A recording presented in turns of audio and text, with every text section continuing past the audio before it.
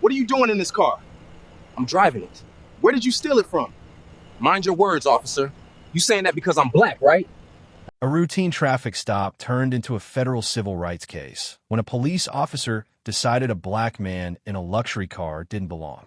Minutes later, that mistake would cost the city $1.7 million and end a career.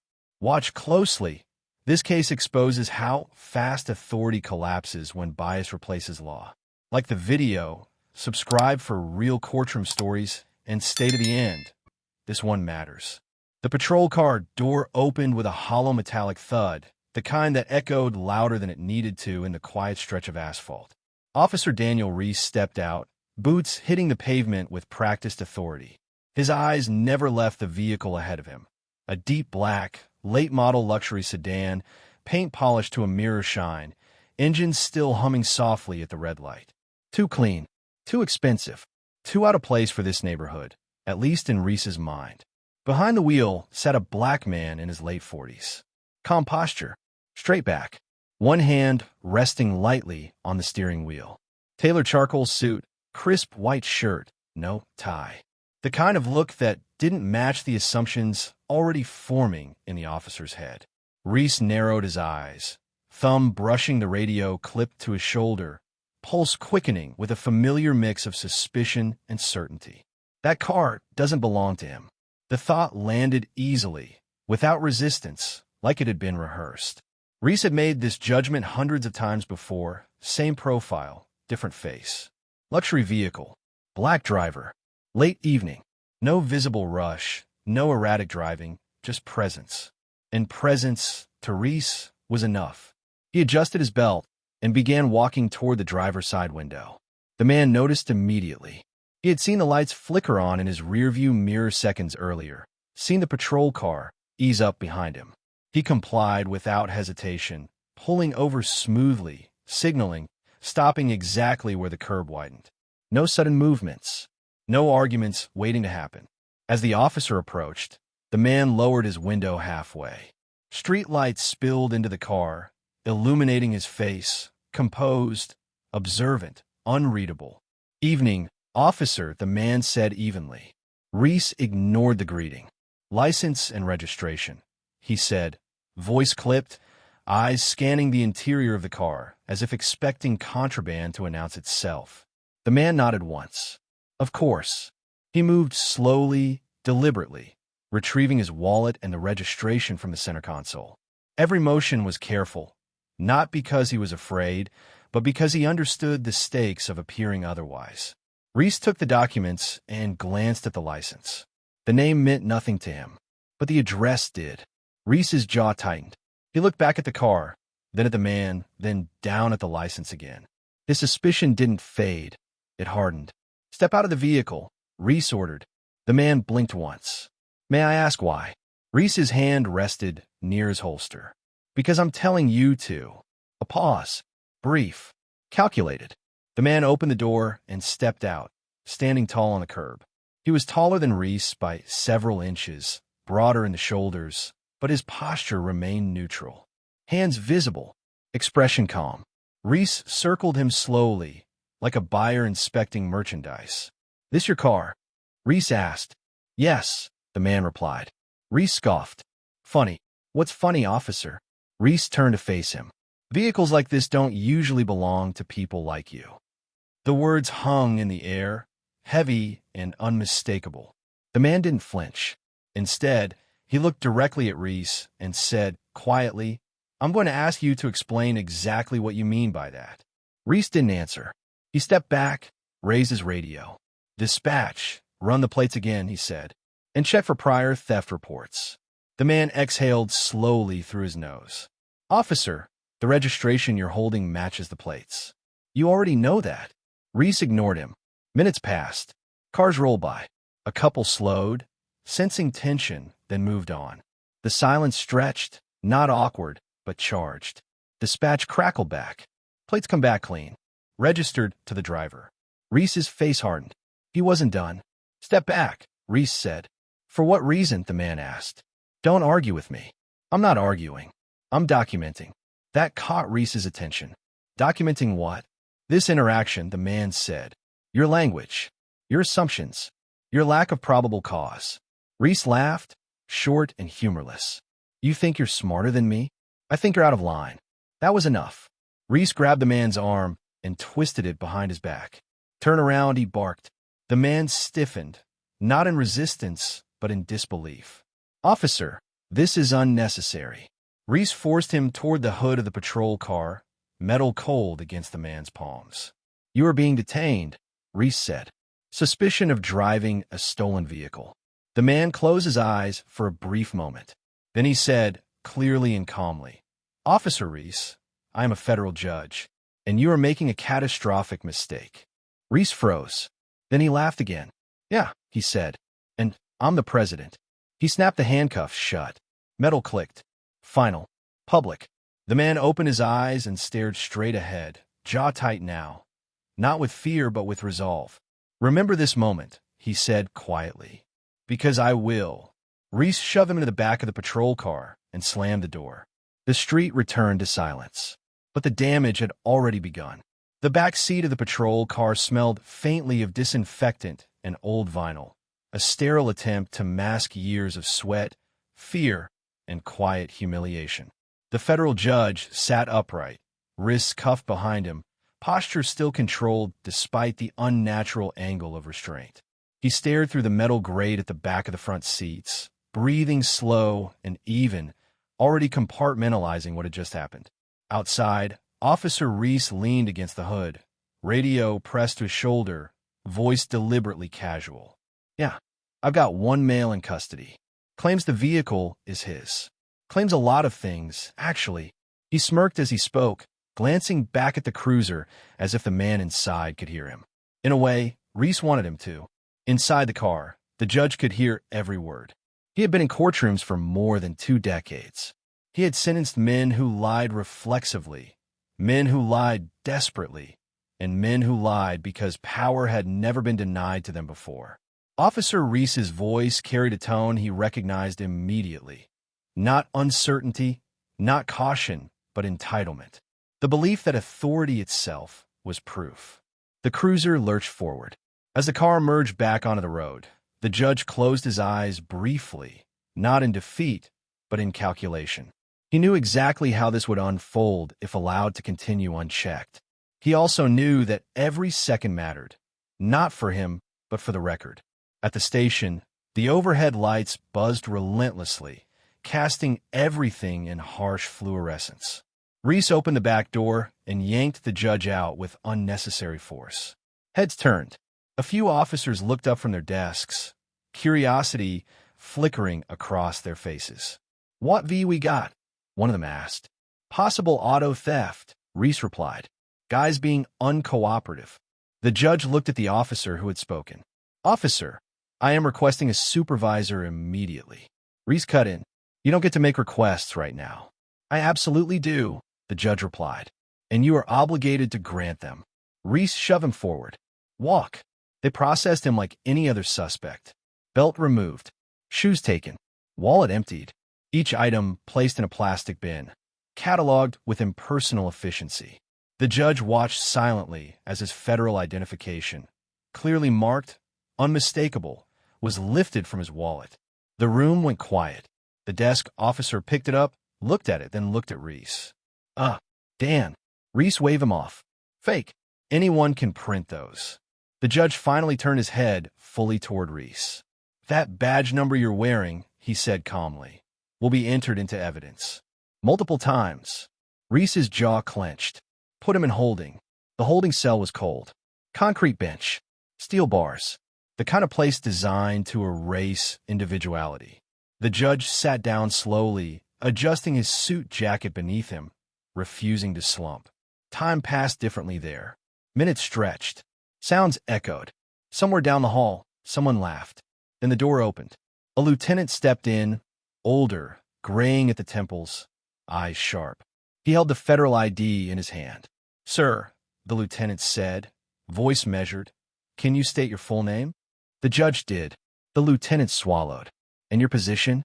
The judge met his eyes. United States District Court. Appointed. Confirmed. 21 years. The lieutenant turned slowly toward Reese. "Is that true?" he asked. Reese didn't answer immediately. He crossed his arms. "People lie." The lieutenant's voice hardened. "I asked you a question." Reese shifted. "I didn't have confirmation."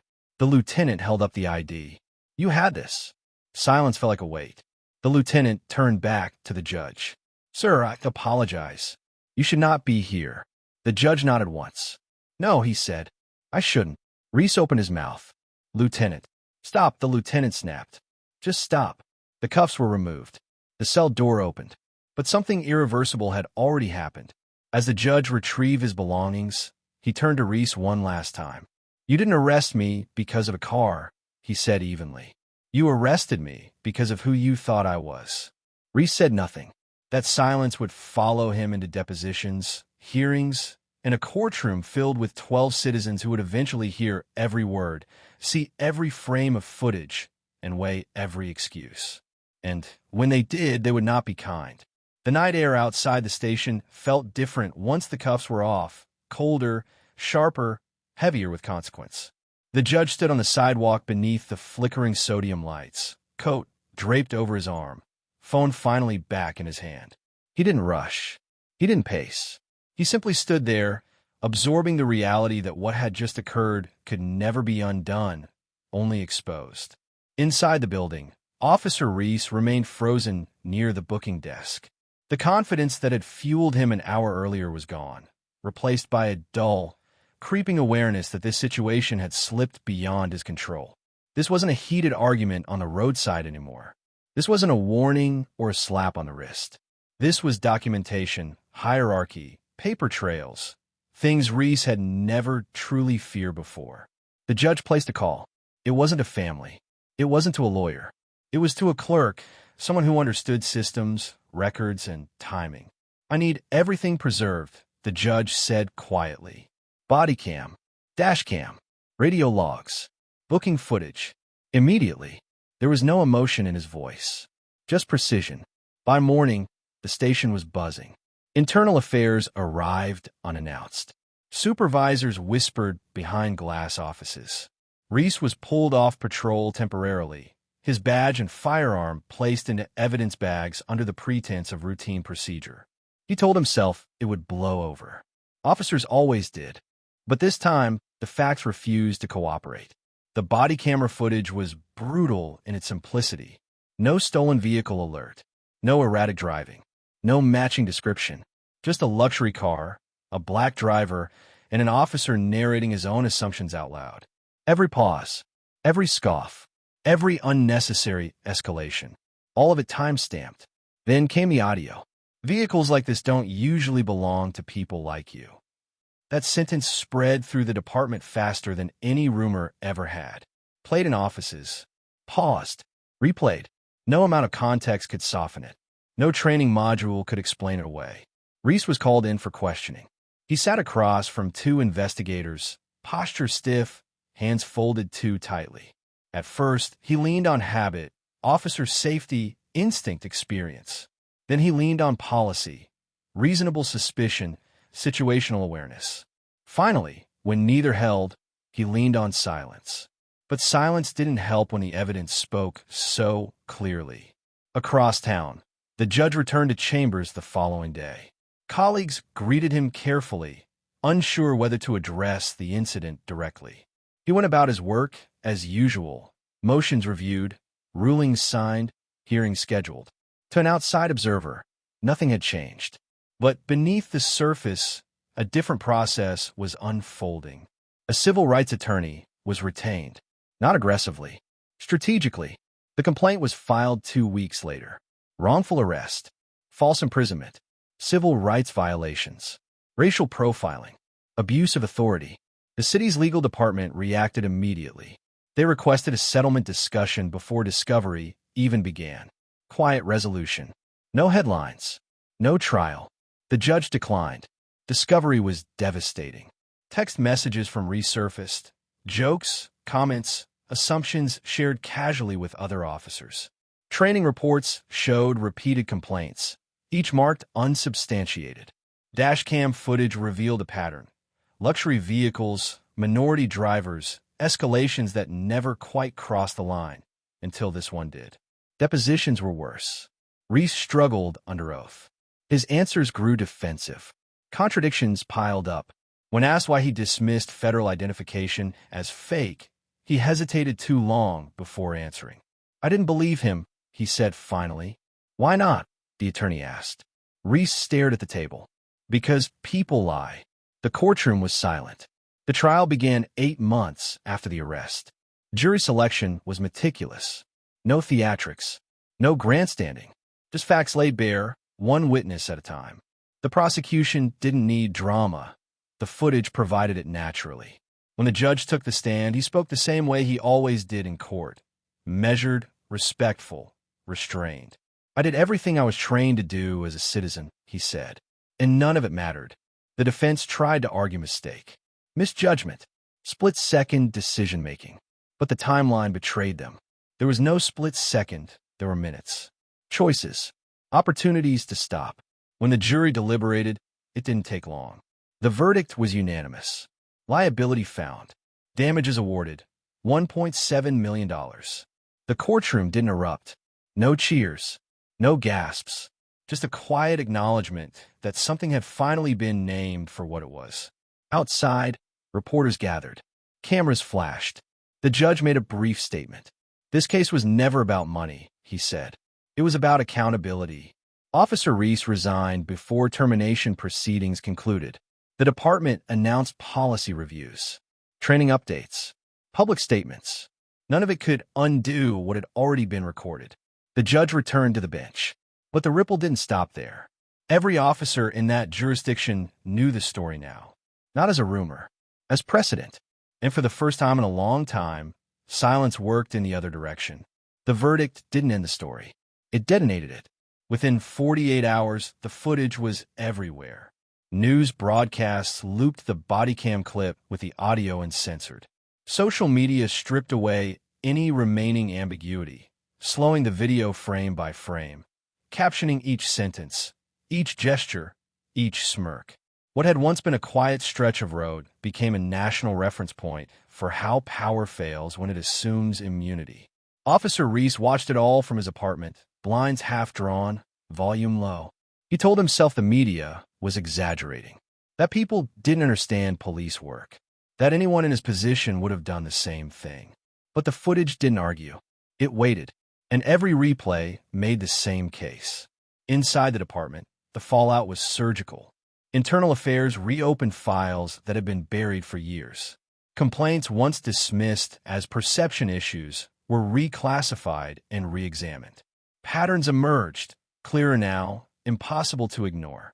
Supervisors who had signed off on Reese's conduct were called in. Some pleaded ignorance. Others claimed workload. None of it mattered. The chief held a press conference. He spoke about trust, about learning, about moving forward. He didn't mention Reese by name. That omission said everything. Meanwhile, the judge refused interviews. He returned to his docket with the same discipline he had always practiced. Criminal hearings, sentencing arguments, constitutional questions debated with rigor and restraint. To the lawyers before him, he was unchanged. But to those who knew how to look, something had shifted. He was more deliberate when discussing unlawful stops, more exacting when officers testified, not harsher, precise. He quoted precedent the way others quoted scripture. And when defense attorneys tried to gloss over reasonable suspicion, he dismantled the argument with surgical calm. No speeches, no lectures, just law. Across the country, police departments quietly updated training modules, not because of policy memos, but because risk management demanded it. Insurance carriers flagged the case. Municipal budgets felt the pressure. One wrongful arrest had cost 7 figures, and that number echoed louder in city halls than any protest ever had. Reese tried to find work. Private security firms declined politely. Background checks returned his name with headlines attached. Even jobs unrelated to law enforcement asked about the gap in his employment history. He rehearsed explanations in his head. Misunderstanding, bad stop, political pressure, but none landed the same way once spoken aloud. Eventually, he stopped explaining. The judge, on the other hand, was invited to speak. law schools, judicial conferences, closed-door sessions with policymakers. He accepted some, declined others. When he did speak, he never centered himself. This wasn't an extraordinary incident, he told one audience. It was an ordinary one, recorded clearly enough that it couldn't be denied. That sentence made people uncomfortable. Good. Years later, the case would be cited in briefs and opinions, not as an anomaly, but as a warning, a reminder that authority without accountability corrodes from the inside out, and that the law, when forced into the light, still knows how to correct itself. On that same stretch of road, traffic continued as usual. Different cars, different drivers, different officers. But for those who knew the story, that patch of asphalt carried weight.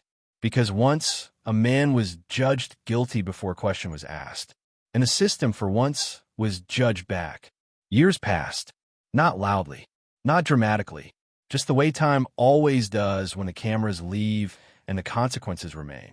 Officer Reese's name became a footnote in departmental training slides, never shown with his photo, never spoken aloud in roll call, but always present. This is why procedure matters. This is why assumptions destroy careers. Recruits watch the clip in silence, some shifting in their seats, others staring too long at the screen, recognizing something uncomfortably familiar in the tone of voice, the posture, the certainty. No one admitted it out loud. They didn't have to. Reese himself moved cities twice, each time hoping distance would dull the past, each time learning that reputations travel faster than people do. He eventually found work that required no authority, no badge, no leverage over anyone else. The uniform was gone. The instinct wasn't. But without power, it had nowhere to go. Some nights, he replayed the stop in his head. Not the verdict, not the headlines, but the moment before everything collapsed. The instant he stepped out of his car and decided he already knew the truth. That was the part that stayed with him. Not the handcuffs, not the courtroom, the choice. Across the bench, the judge continued his work until retirement. He never referenced the case in his farewell remarks. He thanked clerks. He thanked colleagues. He spoke about the Constitution the way he always had, not as an ideal, but as a responsibility.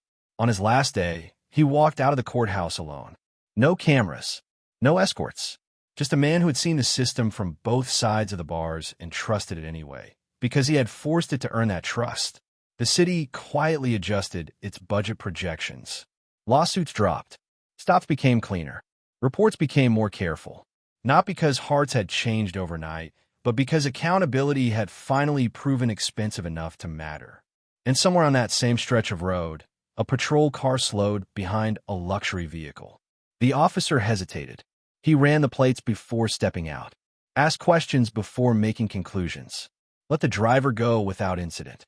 Nothing happened, and that, more than the verdict, was the real outcome.